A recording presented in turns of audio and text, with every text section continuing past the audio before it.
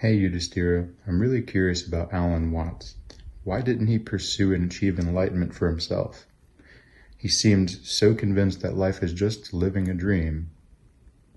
So why didn't he practice what he preached? Also, if he did, why did he die of alcoholism? Well, Alan Watts lived a life that was both brilliant and complicated, repeatedly following a path that did not always match up with the spiritual and philosophical ideas he taught. He was well known for explaining Eastern philosophies in a way that Western audiences could understand, but his personal life was full of contradictions. He was married 3 times and had several affairs, which sometimes clashed with his teachings about non-attachment and balance. He also struggled with alcoholism, openly admitting it as a personal weakness that followed him throughout his life. These parts of his life have been criticized, especially since he prioritized living in harmony with the natural flow of life. What makes Alan Watts an interesting figure is how honest he was about these contradictions. Unlike some spiritual teachers who act like they have conquered all their human flaws, Alan Watts was open about his struggles. He did not present himself as someone perfect, but as a fellow traveler on a journey dealing with the same human problems as anyone else. His honest sharing about his struggle with alcohol makes his work feel more grounded. Instead of being a guru on a position of great esteem, he offered a real look into the imperfect human experience where growth generally comes through dealing with both good and bad sides of life. Watts' life shows the tension between ideals and real life. His personal challenges did not take away from his teachings. They might have actually made them deeper. He understood that living in unity with yourself didn't mean living perfectly. It meant accepting the confused, sometimes contradictory nature of life. Something he did with humor and a sense of irony. This acceptance of our human nature with all its defects and beauty was central to his teachings. He did not offer a philosophy to escape life's problems, but rather one to engage with them fully. For Alan Watts, the ups and downs of life were not something to run away from, but something to dive into and experience fully. While his personal life did not always align with the spiritual ideals he spoke about, Alan Watts is still highly respected for his impact in introducing Eastern philosophy to the West. His legacy isn't one of perfection, but one of exploration, self-awareness, and a deep understanding of life's puzzles. His teachings still matter today because they speak to the realities of life, not by ignoring them, but by accepting them. Alan Watts, while deeply immersed in spiritual teachings, did not chase the path of a traditional saint or enlightened master in the way some might have expected. He did not take flight to a secluded life in a monastery on a mountain top, nor did he start an ashram to lead followers to transcendence. Instead, he lived an embodied human experience, fully accepting the complexities and contradictions of life.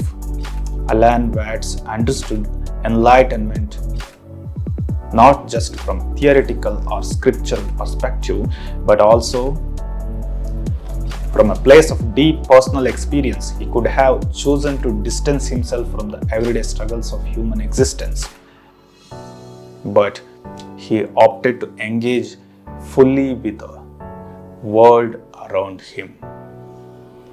Alan Watts saw life as a living dream, an illusion. Yet, he did not use the understanding to separate himself from the challenges that come with being human. He endorsed that the human experience is marked by thinking, desiring, fearing, and struggling, all of which consume mental and emotional energy.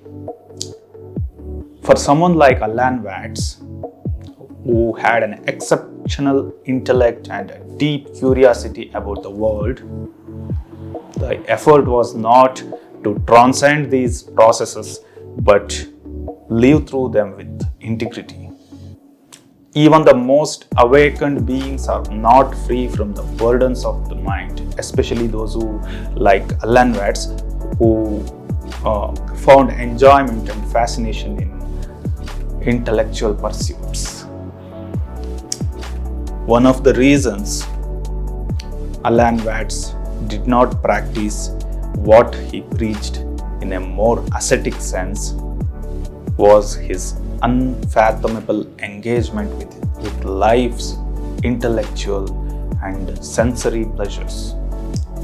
He loved studying religion, spirituality, and alternative states of consciousness, and he took great pleasure in sharing his findings with everyone, with others.